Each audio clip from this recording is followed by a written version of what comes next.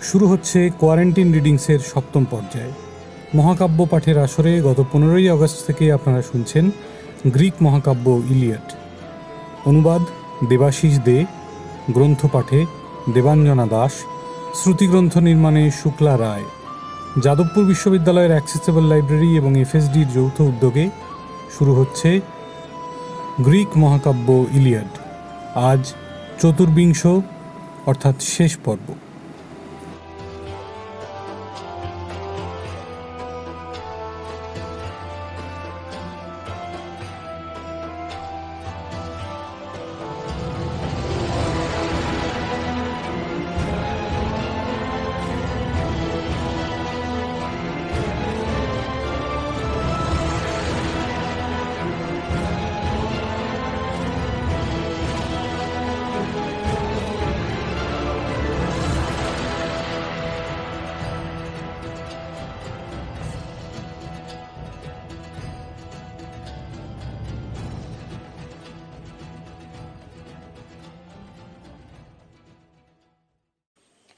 চতুর্বিংশ অধ্যায়, page number 303।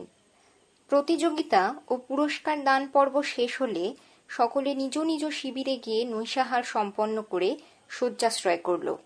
কিন্তু Achilles প্যাট্রোক্লাসের কথা চিন্তা করতে করতে বিষণ্ণ চিত্তে একাকী অশ্রুপাত করতে লাগলেন। কতদিন তিনি প্যাট্রোক্লাসের মধুর সান্নিধ্যে রঙ্গ রসিকতায় দিন কাটিয়েছেন। উভয়ে হাস্য পরিহাসে ভরিয়ে তুলতেন নিজেদের পরিমণ্ডল।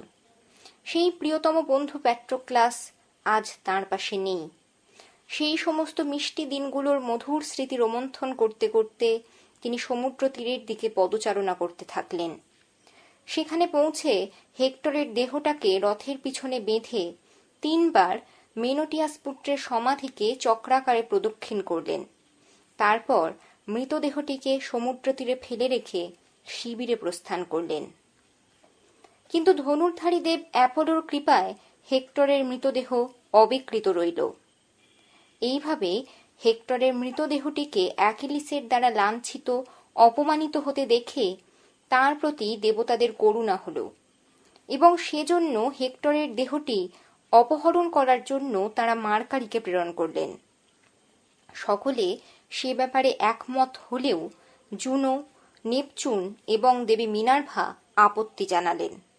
কারণ তারা ইলিয়াম দেশের রাজা প্রায়াম এবং তার প্রজাগণের প্রতি ঘৃণা বিদ্বেষ পোষণ করে চলেছিলেন দীর্ঘদিন ধরে।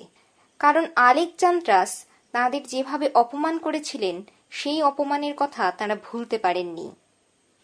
একসময় জুনো, মিনার্ভা ও দেবী ভেনাস মেষ চারণরত আলেকজান্দ্রাসের সম্মুখে এসে পড়েন। আলেকজান্দ্রাস দেবী ভেনাসের প্রতি পক্ষপাতিত্ব প্রদর্শনের কারণে জুনো ও মিনার্ভা তার উপর ক্রুদ্ধ হন এবং তাকে ধ্বংসের জন্য ভয়ঙ্করভাবে নারী মাংসলোভী করে তোলেন। আর তারই পরিপ্রেক্ষিতে আলেকজান্দ্রাস হেলেনকে অধিকার করে অ্যাকিয়ানদের সঙ্গে শত্রুতা সৃষ্টি করেন। 12 দিন এইভাবে উত্তীর্ণ হবার পর ফিবাস অ্যাপোলো দেবতাদের ডেকে বললেন, কোটেশন শুরু। দেবগণ, তোমাদের সকৃত কর্মের জন্য তোমাদের লাঞ্ছিত হওয়া উচিত। হেক্টর কি কখনো তোমাদের উদ্দেশ্যে গোবৎস বা সুপুষ্ট ছাগ উৎসর্গ করেনি? তোমাদের কি সৎসাহসের এতটাই, পেজ নাম্বার 304, অভাব ঘটেছে যে তোমরা হেক্টরের পিতা মাতা বা স্ত্রী পুত্রকে তার মৃতদেহটির শেষকৃত্য সম্পন্ন করার অধিকার থেকে বঞ্চিত করছ? তোমরা অ্যাকিলিসের মতো একজন ধূর্ত, প্রবঞ্চক, অনমনীয় ও দুর্বিনীত ব্যক্তির প্রতি পক্ষপাতিত্ব করে তার কাজকে সমর্থন করে চলেছ।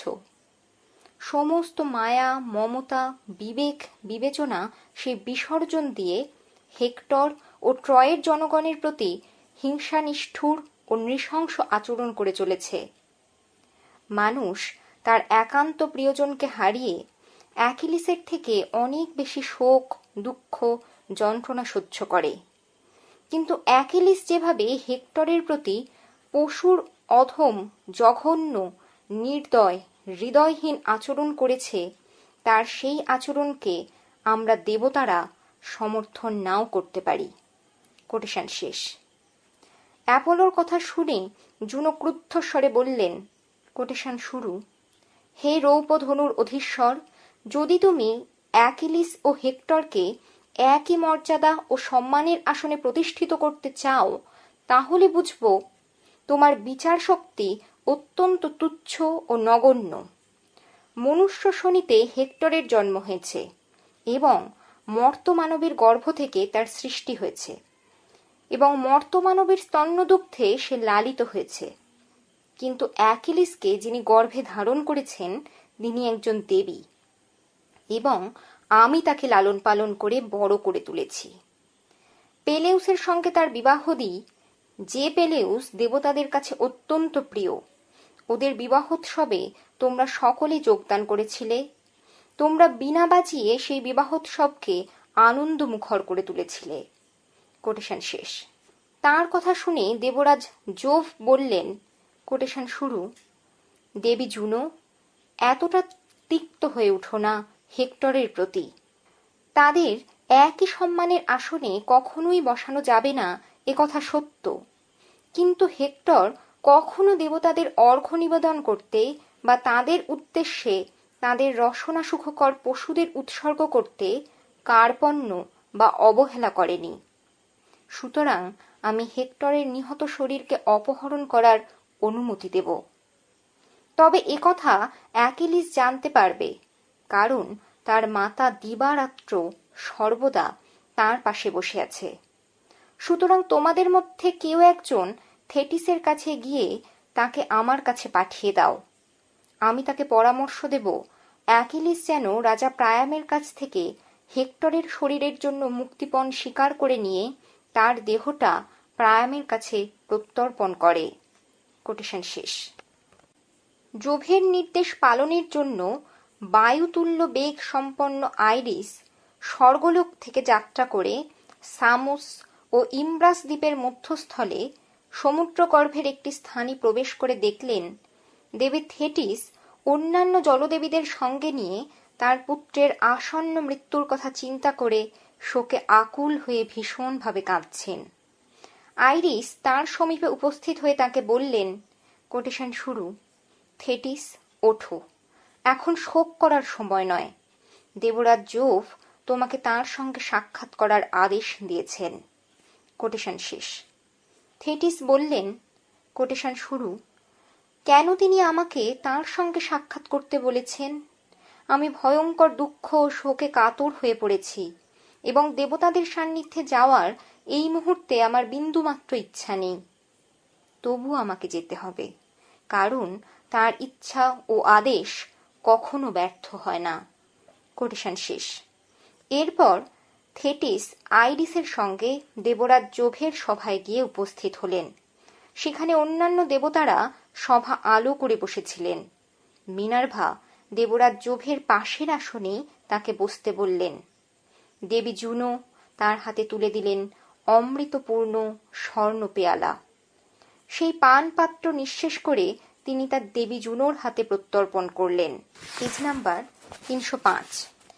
এবার দেবরাজ জোভ দেবী থেটিসকে সম্বোধন করে বললেন, কোটেশন শুরু, হে দেবী, আমি জানি এক গভীর দুঃখ, শোক ও বিষণ্ণতা তোমার অন্তরকে ভারাক্রান্ত করে রেখেছে। আমি বলছি, কেন তোমাকে এই অলিম্পাসে ডেকে এনেছি।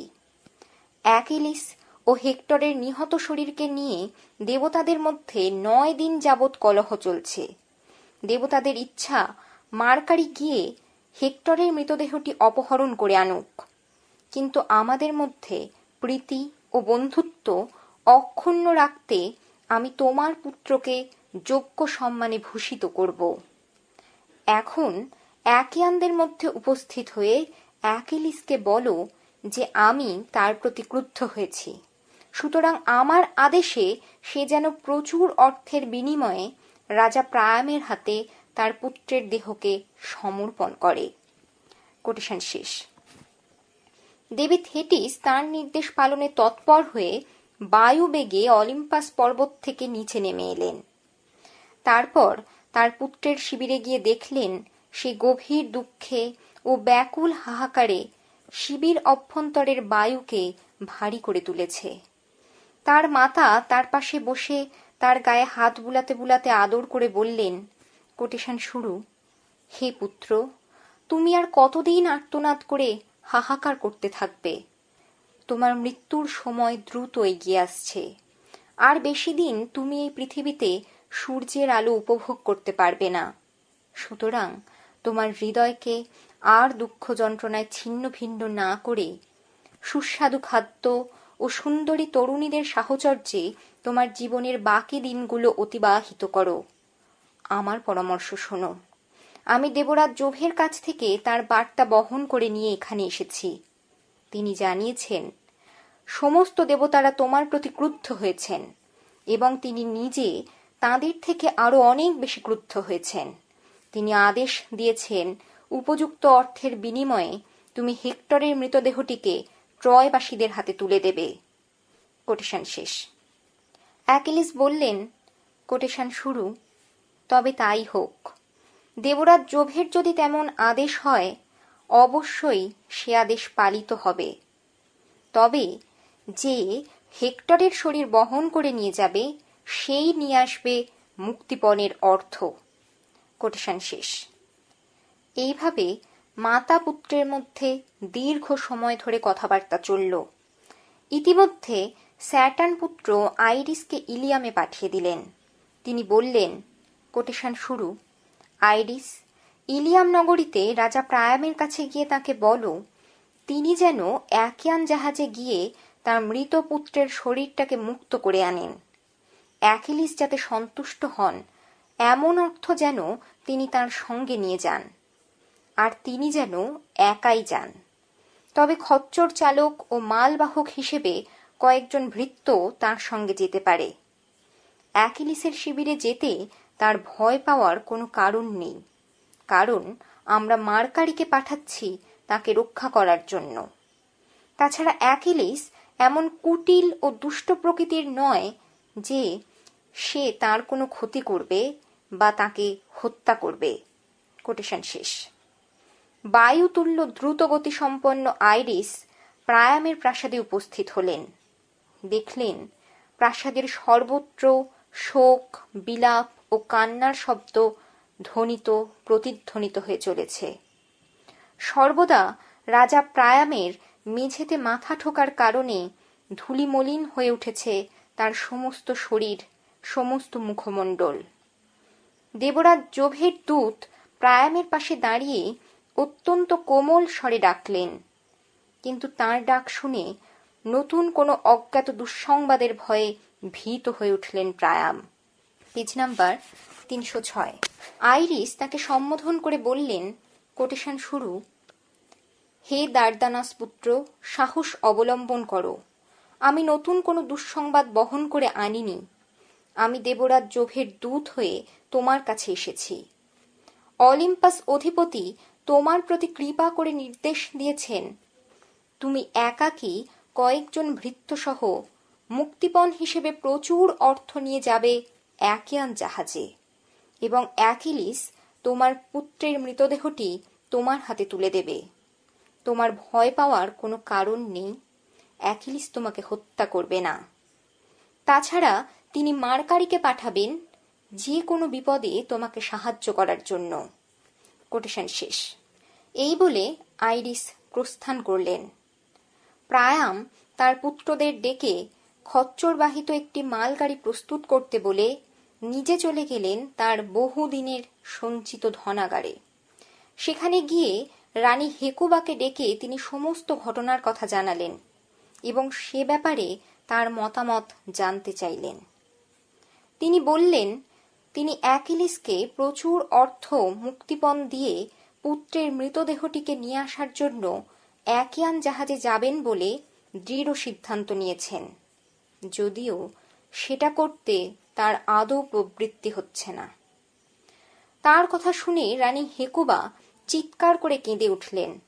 বললেন, কোটেশন শুরু, তোমার যে সূক্ষ্ম বিচার বুদ্ধির জন্য পরিচিত অপরিচিত সমস্ত মানুষের কাছে বিখ্যাত হয়ে উঠেছিলে, কোথায় গেল তোমার সেই সুনিপুণ সূক্ষ্ম বিচার শক্তি? সেখানে তোমার একাকী যেতে ভয় হচ্ছে না? যে ব্যক্তি বহু ট্রয় সৈন্য এবং তোমার বহু বীর পুত্রকে হত্যা করেছে, কিভাবে তুমি তার মুখ দর্শন করবে? তোমাকে সে একা পেলে হিংস্র সাপদের মতো তোমাকে হত্যা করবে। তোমার প্রতি বিন্দুমাত্র করুণা বা সম্মান প্রদর্শন করবে না। আমি যখন তাকে জন্ম দিয়েছিলাম, আমি জানতাম তার শরীর শিয়াল কুকুরের ভক্ষ হবে। সুতরাং আমরা দূর থেকে তার জন্য শোকাশ্রু বিসর্জন করব। হেক্টর কাপুরুষ হিসেবে নিজেকে চিহ্নিত করেনি বা যুদ্ধক্ষেত্র থেকে পলায়ন করেনি। সে ট্রয়বাসীদের জন্য যথাশক্তি যুদ্ধ করে প্রাণ দিয়েছে। কোটেশন শেষ। তখন প্রায়াম বললেন, কোটেশন শুরু, তুমি হাজার প্রতিবন্ধকতা সৃষ্টি করলেও আমি সেখানে যাব। তোমার কোনো যুক্তি, তোমার চোখের জল, তোমার আবেদন আমাকে বিচলিত করতে পারবে না। মনুষ্য প্রেরিত কোনো ভবিষ্যৎ বক্তা বা ধর্মপ্রাণ ব্যক্তি যদি আমাকে এ কথা বলতেন, তাহলে আমি তার কথা মিথ্যা বলে মনে করতাম এবং তার কথায় আদৌ কর্ণপাত করতাম না। কিন্তু আমি তাকে আমার চোখের সামনে চাক্ষুষ দেখেছি এবং সকর্ণে তার কণ্ঠস্বর শুনেছি। সুতরাং আমি নিশ্চয়ই সেখানে যাব এবং তার নির্দেশ কখনো ব্যর্থ হবে না। একয়ান জাহাজে আমার মৃত্যু যদি বিধি নির্দিষ্ট থাকে, তাহলে তা হবেই। কারো পক্ষে তা প্রতিরোধ করা সক্ষম হবে না। অ্যাকিলিস আমাকে যদি হত্যা করে, তাহলে আমার কোনো দুঃখ থাকবে না। তার আগে আমার প্রিয়তম পুত্রের দেহ কোলে নিয়ে শোকাশ্রু বিসর্জন করে আমার হৃদয়ের জ্বালাকে শান্ত করতে পারব। কোটেশন শেষ। এই বলে রাজা প্রায়াম সিন্দুকের ঢাকনাটা তুলে 12টি সুন্দর পোশাক, 12টি মখমলের আলখাল্লা, 12টি কম্বল, 12টি জামা, একই সংখ্যক রেশমের বুকাটা জামা সেখান থেকে বার করে নিলেন। তাছাড়া নিলেন বার্নিশ করা 2টি ত্রিপদ বিশিষ্ট কাঠের টেবিল, 4টি কড়াই এবং একটি সুন্দর পান পাত্র। তারপর তিনি প্রাসাদ প্রাঙ্গণে গিয়ে ট্রয়বাসীদের রুক্ষ স্বরে ভৎসনা করে বললেন, কোটেশন শুরু, দূর হয়ে যাও। তোমাদের উপস্থিতি আমার কাছে লজ্জা ও কলঙ্কজনক। পেজ নাম্বার 307 হয়ে উঠেছে। নিজ নিজ গৃহে গিয়ে শোক পালন করো। এখন হেক্টরের অবর্তমানে অ্যাকিয়ানরা এসে তোমাদের এক এক করে হত্যা করবে। এই নগরী আর্গিভসদের হাতে ধ্বংস হচ্ছে, এ দৃশ্য দেখার আগেই যেন আমার মৃত্যু হয়। কোটেশন শেষ। এরপর তিনি তার 9 পুত্র হেলেনাস, প্যারিস, আগাথান, প্যামন, অ্যান্টিলোফাস, পোলাইটস, ডেফোবাস, হিপ্পটহাউস ও দিয়াসকে ডেকে তাদের ভর্ৎসনা করে বললেন, কোটেশন শুরু, যত সব অপদার্থের দল, তোমাদের পুত্র বলে পরিচয় দিতে আমার লজ্জা হয়। হেক্টরের পরিবর্তে তোমাদের কেন মৃত্যু হলো না? আমার সুযোগ্য 3 সাহসী পুত্র নিস্টর, ট্রয়লাস ও হেক্টর যুদ্ধক্ষেত্রে প্রাণ ত্যাগ করেছে। এর মধ্যে একমাত্র হেক্টরই মনুষ্য লোকের মধ্যে দেবতা হিসেবে স্বীকৃতি লাভ করেছিল। তবুও তারা আজ কেউ জীবিত নেই। মার্স তাদের সকলকে হত্যা করেছেন। আর যাদের জন্য আমি লজ্জা কলঙ্কে অধঃপতন হয়ে আছি, তারা আজও জীবিত। এখনো পর্যন্ত খচ্চরবাহিত মালগাড়িগুলো প্রস্তুত করে এই সমস্ত সামগ্রী গাড়িগুলোর উপর তুলে দাওনি কেন? কোটেশন শেষ। তারা তাদের পিতার তিরস্কারে ভীত হয়ে যথাশীঘ্র সম্ভব তার আদেশ পালনে তৎপর হল। যাত্রার সময়ে রানী হেকুবা একটি সুবর্ণ নির্মিত পানপাত্র রাজা প্রায়ামের হাতে তুলে দিলেন, যাতে তিনি সেই মুহূর্তে দেবরাজ জোভের উদ্দেশ্যে ওই পানপাত্রপূর্ণ উৎকৃষ্ট মদ্য উৎসর্গ করতে পারেন। তারপর তিনি রাজা প্রায়ামকে বললেন, কোটেশন শুরু, যখন তুমি অ্যাকিয়ান জাহাজে যাবেই বলে স্থির করেছ, তখন দেবাধিপতি জোভের কাছে প্রার্থনা করে বলো, তিনি যেন পাখিদের মধ্যে প্রিয়তম সেই শুভ লক্ষণযুক্ত পাখিটিকে তোমার দক্ষিণ দিকে পাঠান, আর সেই শুভ লক্ষণ না দেখা পর্যন্ত তোমাকে দানামদের জাহাজে যেতে দেব না। কোটেশন শেষ। প্রায়াম বললেন, কোটেশন শুরু, তোমার ইচ্ছায় পূর্ণ হোক। কোটেশন শেষ।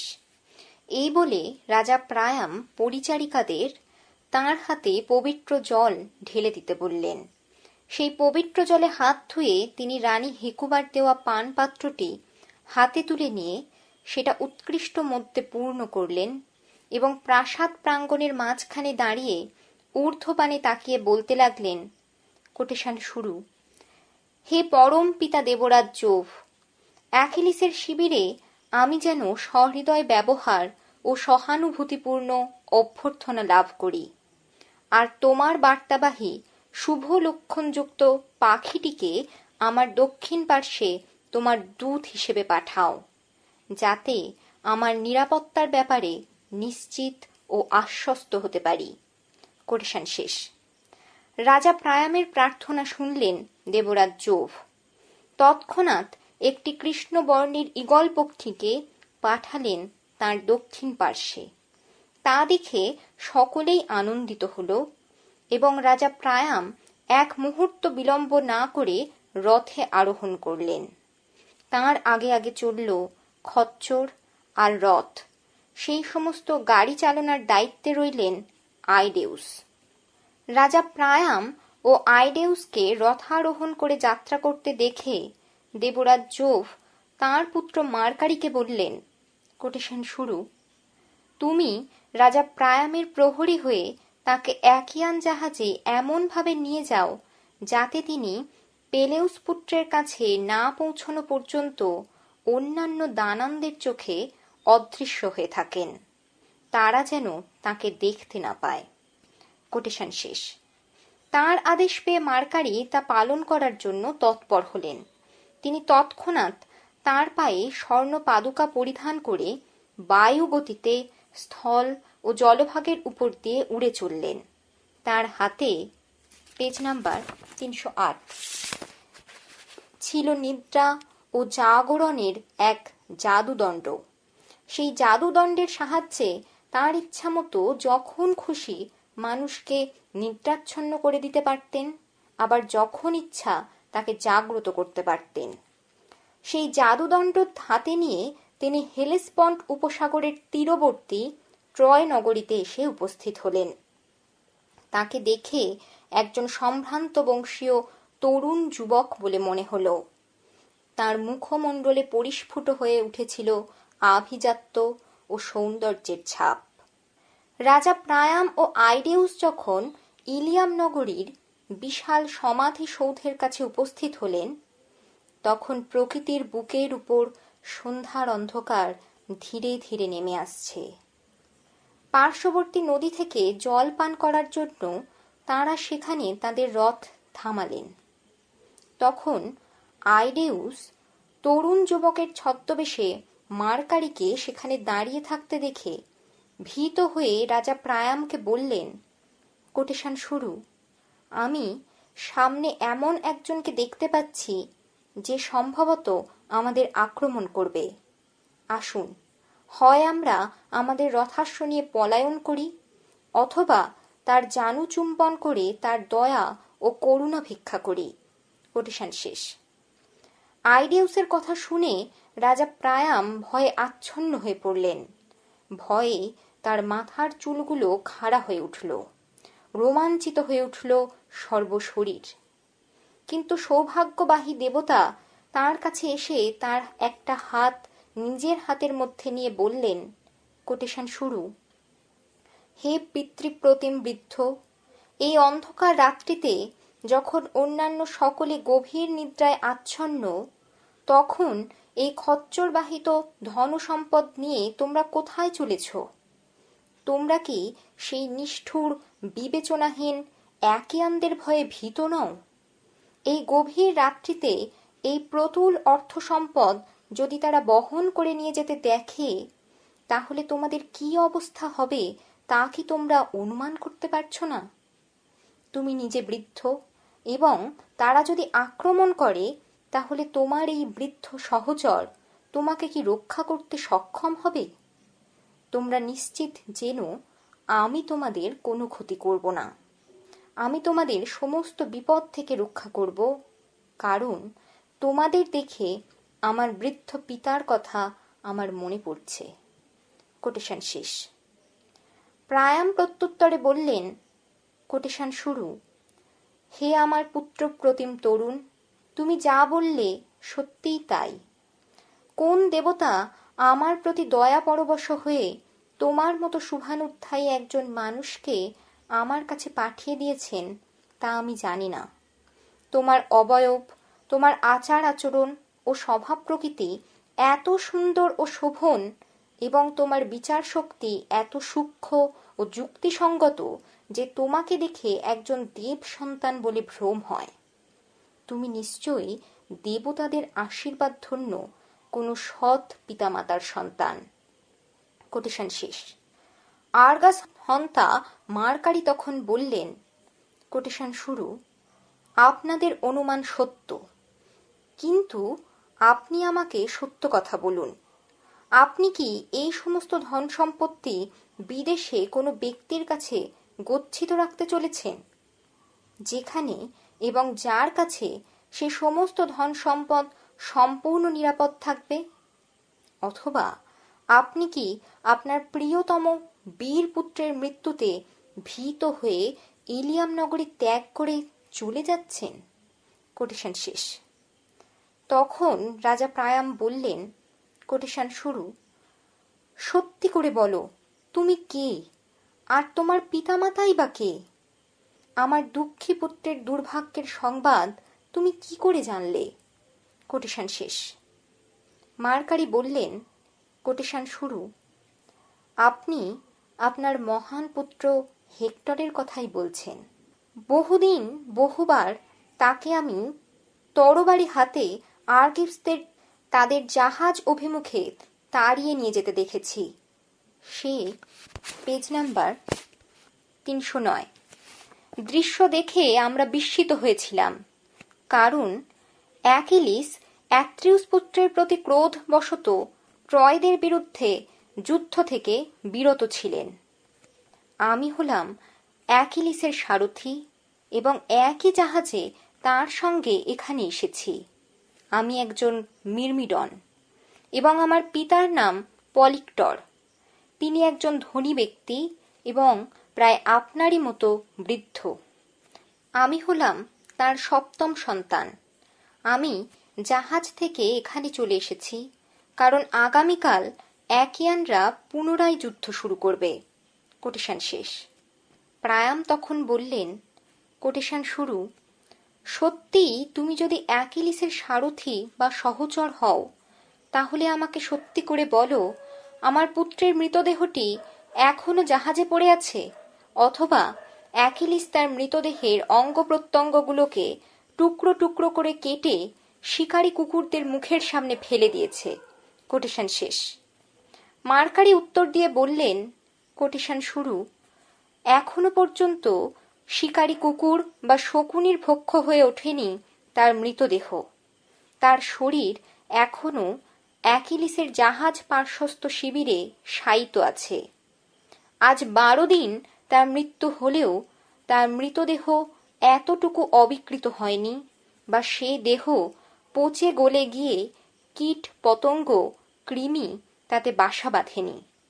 প্রতিদিন সকালে অ্যাকিলিস একবার করে তার প্রিয়তম বন্ধু ও সহকর্মীর সমাধিস্তম্ভের কাছে হেক্টরের দেহটাকে টানতে টানতে নিয়ে যায়। তাতেও তার শরীরে কোনো ক্ষত সৃষ্টি হয় না। আপনি একবার নিজে এসে দেখুন, তার শরীর এখনো পর্যন্ত কেমন সদ্য ফোটা ফুলের মতো সতেজ আছে। দেখবেন দেবতাদের অনুগ্রহে কিভাবে তার ক্ষতস্থানের রক্ত ধুয়ে মুছে পরিষ্কার হয়ে গেছে। আর তার সমস্ত ক্ষত কিভাবে আরোগ্য হয়েছে। কোটেশন শেষ। তখন বৃদ্ধ রাজার হৃদয়ের যন্ত্রণা অনেকটা প্রশমিত হল। তিনি শান্ত কণ্ঠে বললেন, কোটেশন শুরু, দেবতাদের উদ্দেশ্যে তাদের প্রাপ্য অর্ঘ্য প্রদানের ফলাফল লক্ষ্য করো। জন্ম থেকে মৃত্যুর মুহূর্ত পর্যন্ত এ কাজে তার ভুল হয়নি। তাই দেবতারা তার মৃত্যুর পরেও তার কথা বিস্মৃত হননি। তুমি আমার হস্তধৃত পান পাত্রটি গ্রহণ করে তোমার সুরক্ষিত প্রহরায় আমাকে পেলেউস পুত্রের শিবিরে নিয়ে চলো। কোটেশন শেষ। তখন মার্কারি বললেন, কোটেশন শুরু, আপনি আমার তারুণ্যের দুর্বলতার সুযোগ নিয়ে আমাকে প্রলুব্ধ করার চেষ্টা করছেন, কিন্তু আপনার প্রলোভন আমাকে আদৌ বিচলিত করতে পারবে না, কারণ অ্যাকিলিসের অজ্ঞাতে আপনি আমাকে উপহার দিতে চাইছেন। আমি তাকে ভয় পাই এবং তাকে প্রতারিত করা আমার পক্ষে সম্ভব নয়। তাতে সে আমার ক্ষতি করতে পারে।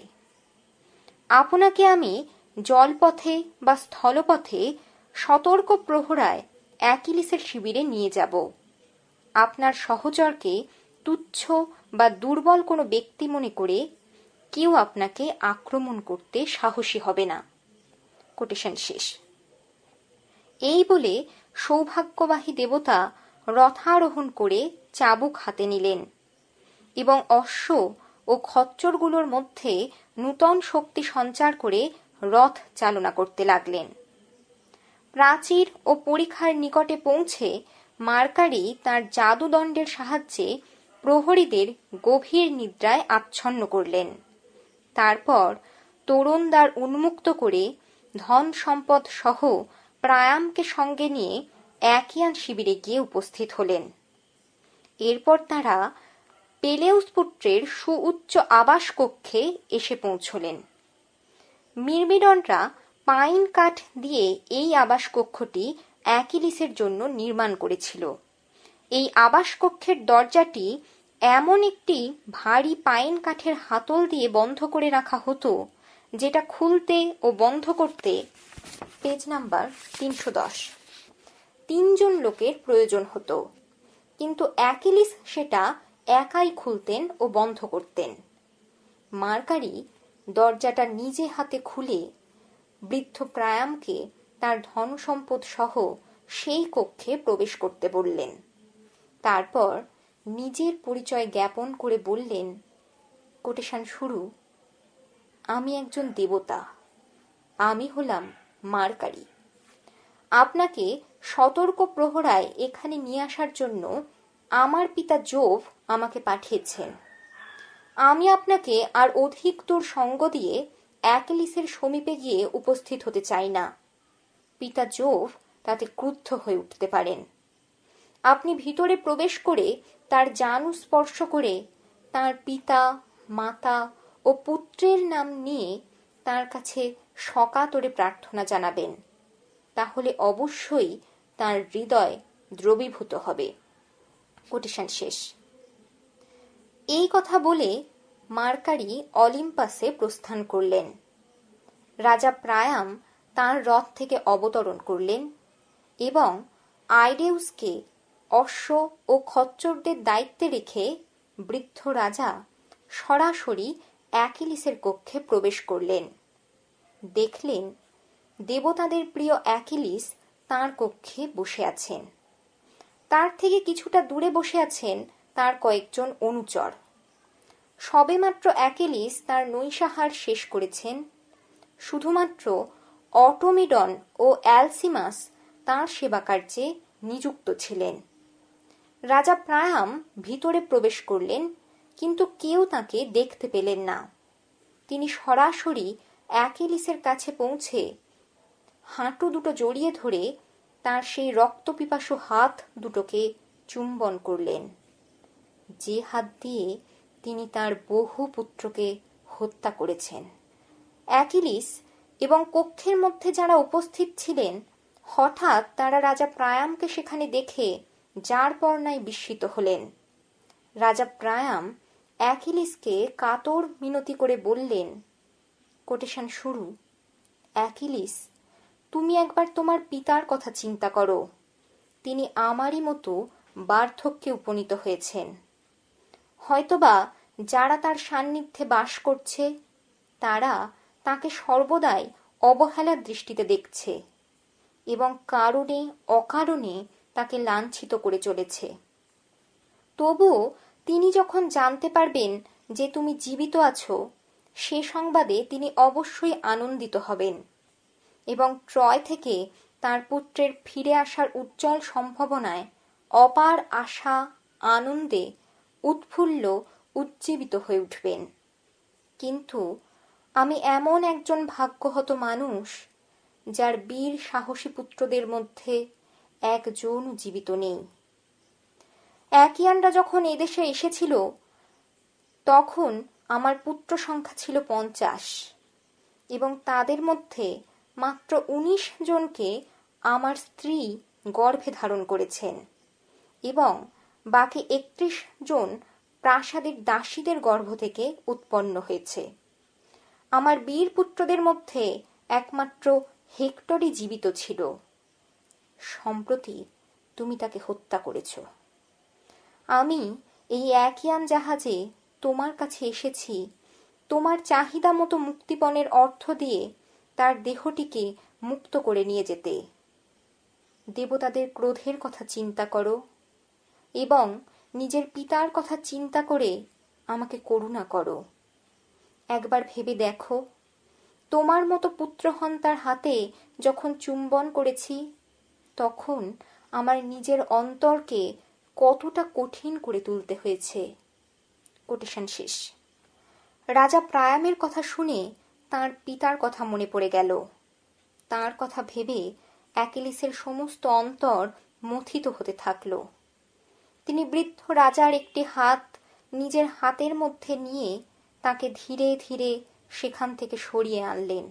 প্রায়াম অ্যাকিলিসের পায়ের উপর পড়ে হেক্টরের জন্য আকুল হয়ে কাঁদতে লাগলেন, আর অ্যাকিলিস কাঁদতে লাগলেন তার বৃদ্ধ পিতা, পেজ নাম্বার 311, ও প্যাট্রোক্লাসের জন্য। এরপর বৃদ্ধ রাজার শোক ও দুঃখ অপনোদনের জন্য অ্যাকিলিস তাকে হাত ধরে তুলে পরম আন্তরিকতার সঙ্গে বললেন, কোটেশন শুরু, হে ভাগ্যহত বৃদ্ধ, কিভাবে আপনার পুত্রহন্তার সান্নিধ্যে এই অ্যাকিয়ান জাহাজে আসতে সাহসী হলেন? নিশ্চয়ই আপনার মানসিক দৃঢ়তা লৌহ সম কঠিন। এখন এই আসনে উপবেশন করুন। আমরা আমাদের অন্তরেই আমাদের দুঃখকে গোপন করে রাখব। সুতরাং দুঃখ বা অশ্রুপাত করে কোনো লাভ নেই। মানুষের জন্মক্ষণে দেবরাজ জোভ তার ললাটে তার ভাগ্য লিপিবদ্ধ করে রাখেন। জোভ তার প্রাসাদে দুটি আধারে মানুষের ভালো ও মন্দ দুটি দানপাত্র নির্দিষ্ট করে রাখেন। যারা ভালো দানের অধিকারী হয় তারা এই ধরিত্রীর বুকে ভাগ্যবান বলে চিহ্নিত হয়, আর মন্দ দানের অধিকারীদের ভাগ্যে জোটে শুধু অভাব, দৈন্য, রিক্ততা আর চরম দুঃখ ও যন্ত্রণা। দেবতাদের আশীর্বাদে আমার পিতা পেলেউস সুখ, স্বাচ্ছন্দ্য, সমৃদ্ধি ও ঐশ্বর্য সবই লাভ করেছিলেন এবং মনুষ্যলোকে জন্মগ্রহণ করেও তিনি এক দেবীকে বিবাহের অধিকার অর্জন করেছিলেন। কিন্তু দেবতারা তাঁকেও পরে দুর্ভাগ্য পীড়িত করে তোলেন।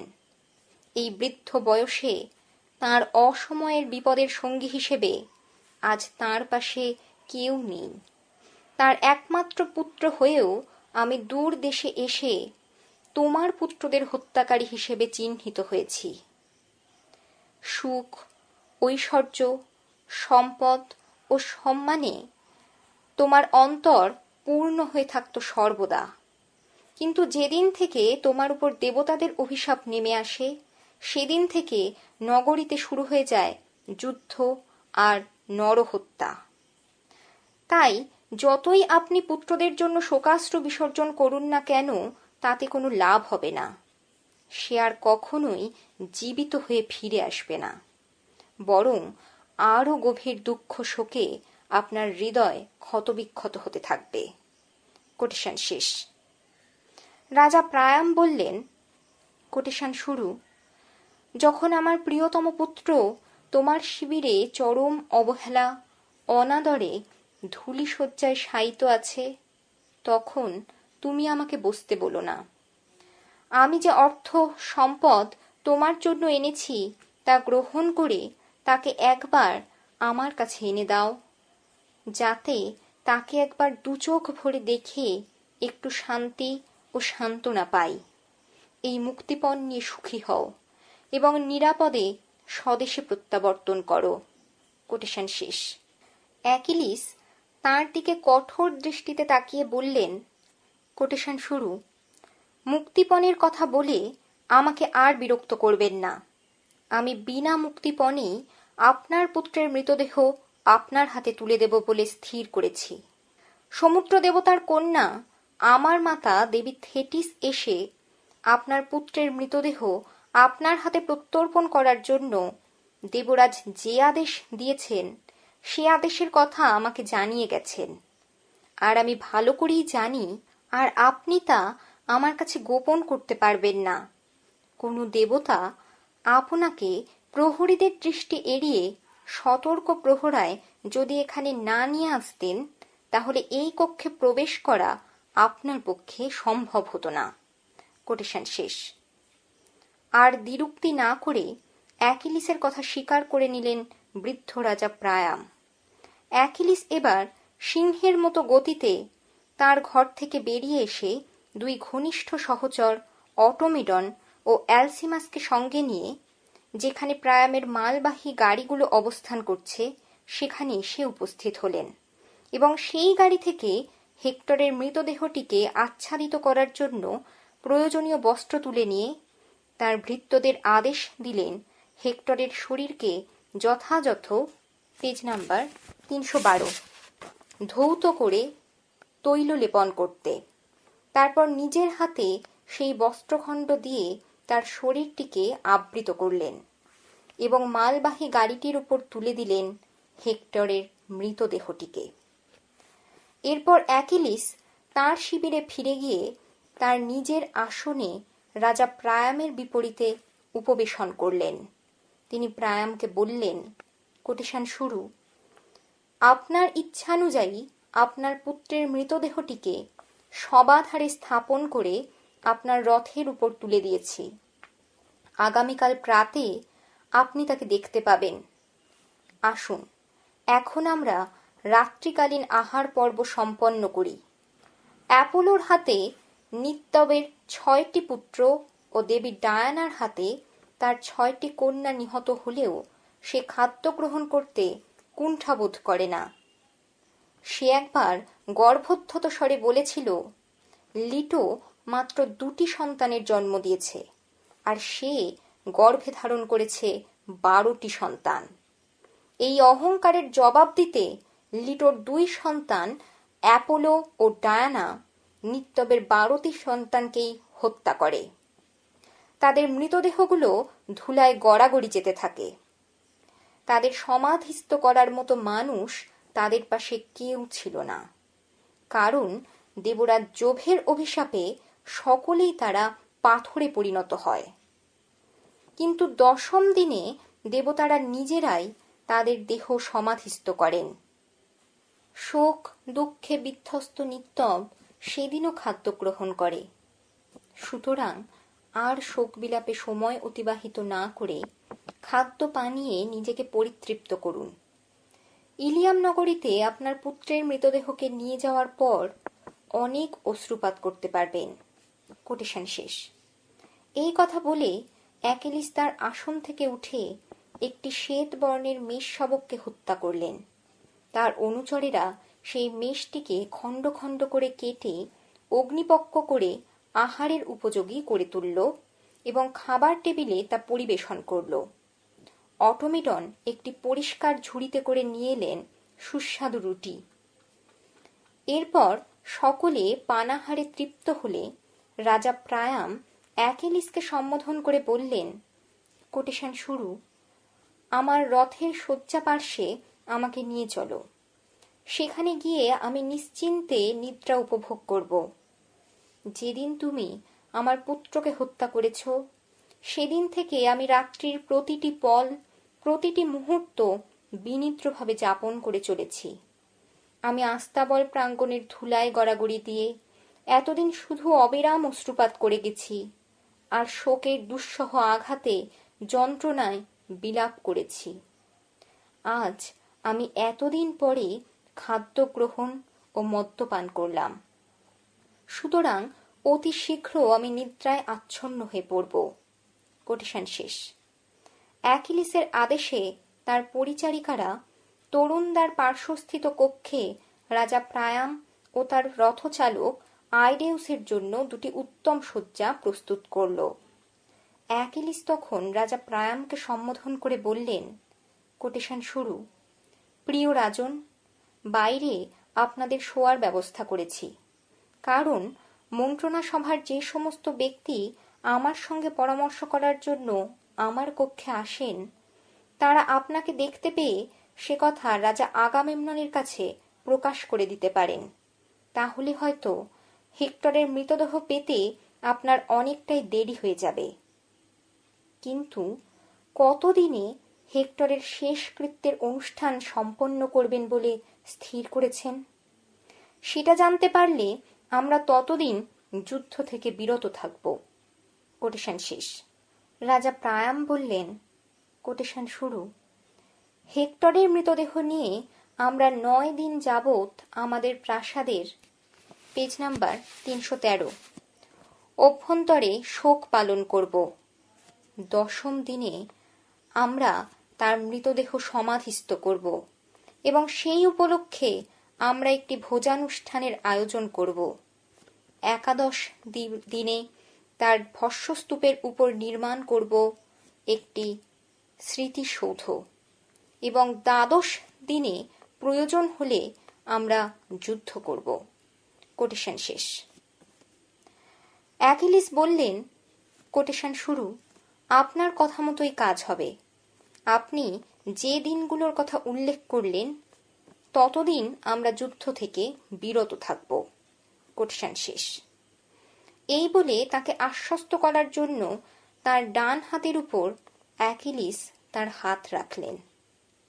এরপর রাজা প্রায়াম তার পার্শ্বচর আইডেউসকে সঙ্গে নিয়ে তাঁদের জন্য নির্দিষ্ট কক্ষে শয়ন করতে গেলেন, আর অ্যাকিলিস ভিতরের একটি কক্ষে সুন্দরী ব্রিসেইসকে পাশে নিয়ে শয়ন করলেন। ধরিত্রীর বুকে যখন গভীর রাত্রি নেমে এলো, দেবলোক ও মর্তলোকের অধিবাসীরা যখন গভীর নিদ্রায় আচ্ছন্ন হল, তখন মার্কারি রাজা প্রায়ামকে নিরাপদে তার নগরীতে ফিরিয়ে নিয়ে যাবার কথা চিন্তা করতে লাগলেন। তিনি তখন নিদ্রিত প্রায়ামের শিয়রে এসে বললেন, কোটেশন শুরু, অ্যাকিলিস তোমাকে হত্যা না করে তোমার প্রাণ ভিক্ষা দিয়েছে। তুমি মুক্তিপণের বিনিময়ে তোমার পুত্রের দেহ ফিরে পেয়েছ। কিন্তু রাজা আগামেমনন বা অন্যান্য অ্যাকিয়ানরা যদি এখানে তোমার অবস্থান ও উপস্থিতির কথা জানতে পারে, তাহলে এর থেকে 3 গুণ বেশি মুক্তিপণ দিয়ে তোমার অন্যান্য পুত্রদের মুক্ত করতে হবে। কোটেশন শেষ। মার্কারির কথা শুনে রাজা ভীত হলেন এবং তার অনুচরকে জাগ্রত করে অবিলম্বে যাত্রা শুরু করলেন তার নগরীর উদ্দেশ্যে। মার্কারি অশ্বগুলোকে রথের সঙ্গে সংযুক্ত করে এবং খচ্চরগুলোকে মালবাহী গাড়িতে রজ্জুবদ্ধ করে তাদের দ্রুত গতিতে চালনা করলেন।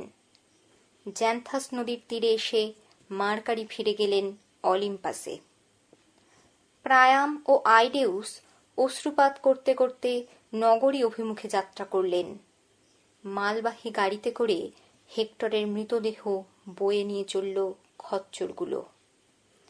যখন তারা ট্রয় নগরীর তরুণ দ্বারে এসে উপস্থিত হলেন, তখন পারগামাসের শীর্ষে দাঁড়িয়ে তাঁর ভেনাসের মতো রূপবতী কন্যা ক্যাসান্ড্রা ছাড়া আর কেউ তাঁদের দেখতে পেল না।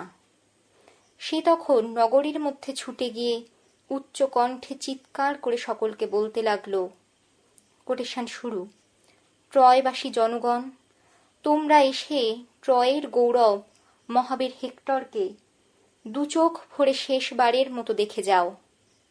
আজ যদি সে বিজয়ী হয়ে জীবিত হয়ে ফিরে আসতো, তাহলে তোমরা কত আনন্দিত হতে। কোটেশন শেষ।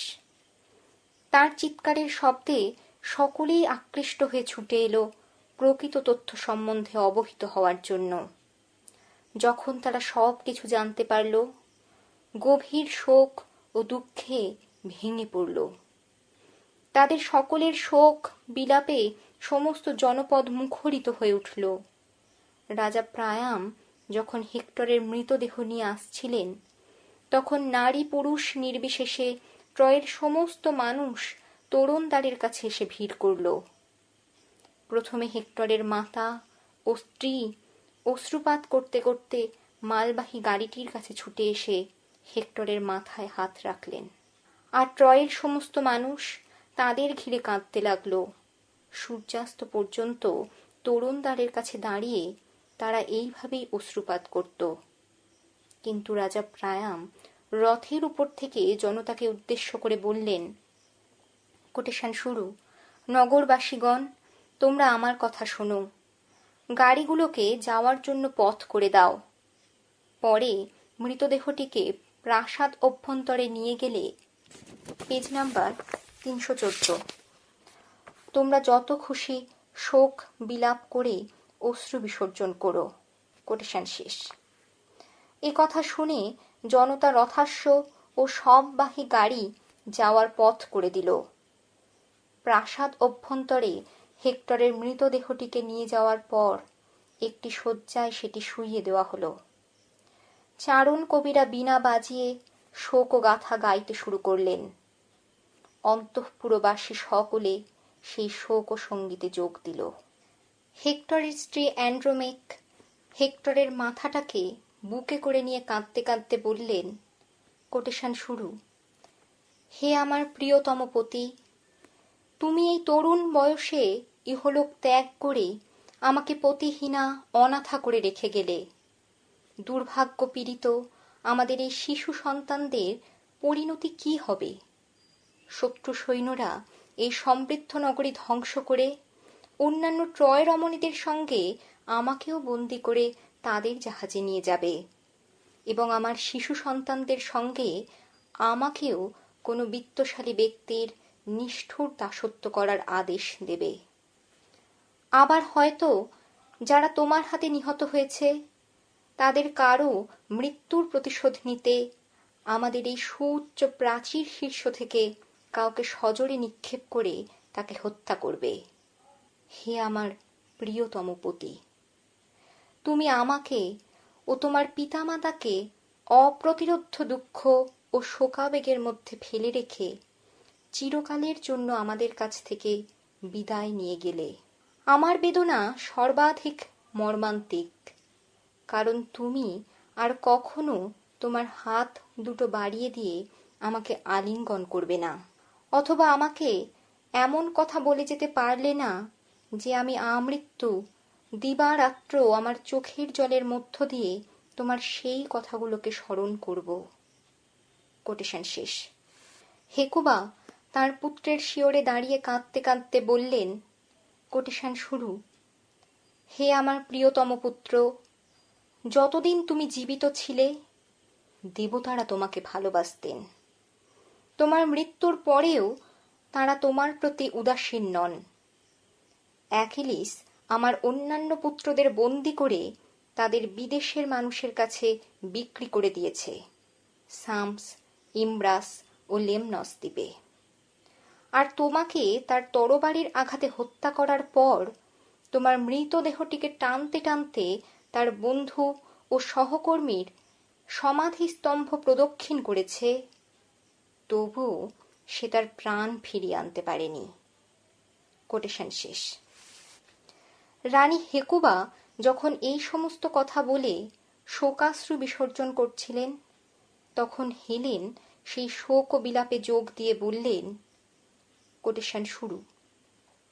আমার স্বামী আলেকজান্ড্রাসের ভাইদের মধ্যে তুমি আমার কাছে সব থেকে প্রিয় ছিলে, কারণ আলেকজান্ড্রাস আমার স্বামী। সে আমাকে এখানে ট্রয় দেশে নিয়ে এসেছে।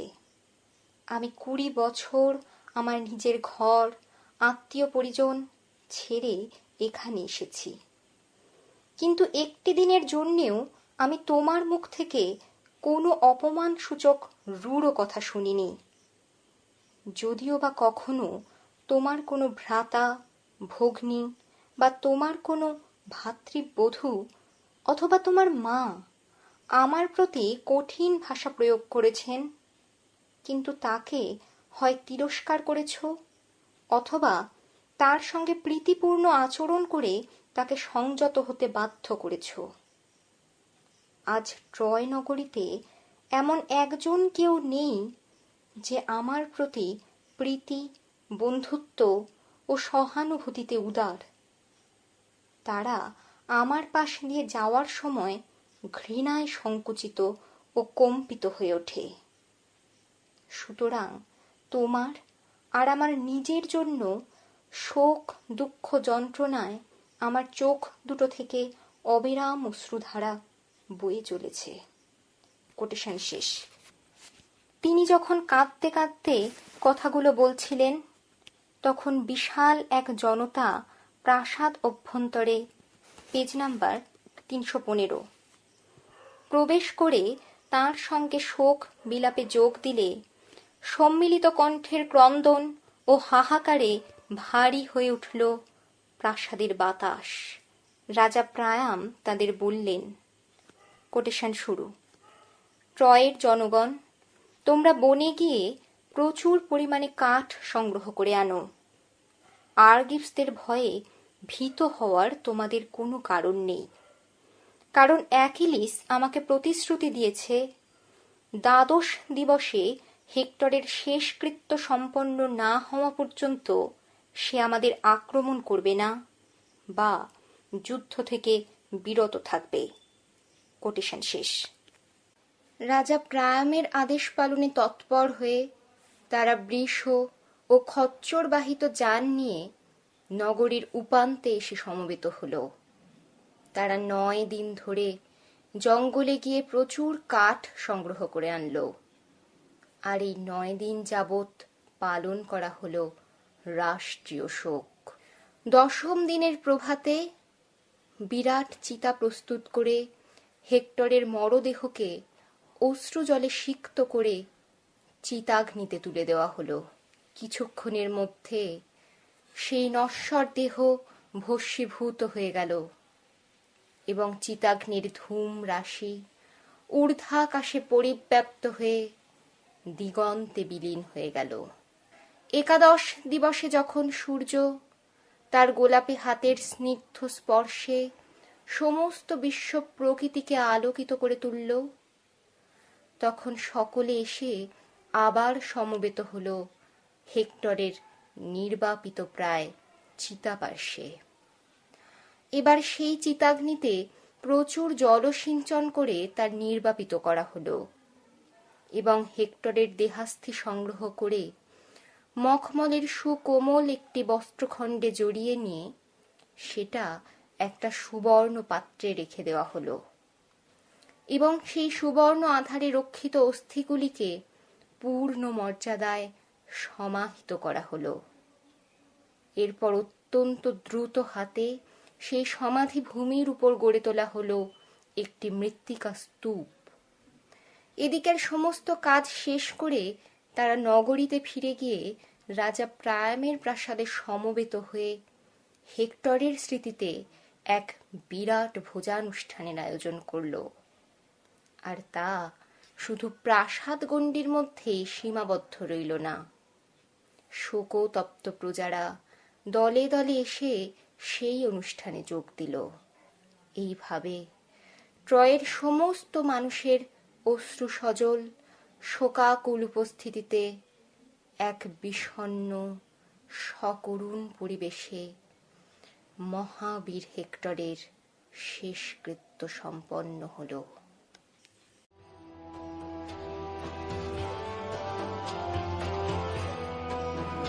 শেষ হলো গ্রিক মহাকাব্য ইলিয়াড। মূল রচনা হোমার, বাংলা অনুবাদ দেবাশিস দে, গ্রন্থপাঠে দেবাঞ্জনা দাস, শ্রুতিগ্রন্থ নির্মাণে শুক্লা রায়। যাদবপুর বিশ্ববিদ্যালয়ের অ্যাক্সেসেবল লাইব্রেরি এবং এফএসডির যৌথ নিবেদন কোয়ারেন্টিন রিডিংসে মহাকাব্য পাঠের আসর আপনাদের কেমন লাগছে আপনারা আমাদের ইমেল করে জানাতে পারেন। আমাদের ইমেল আইডি info.fsdju@gmail.com।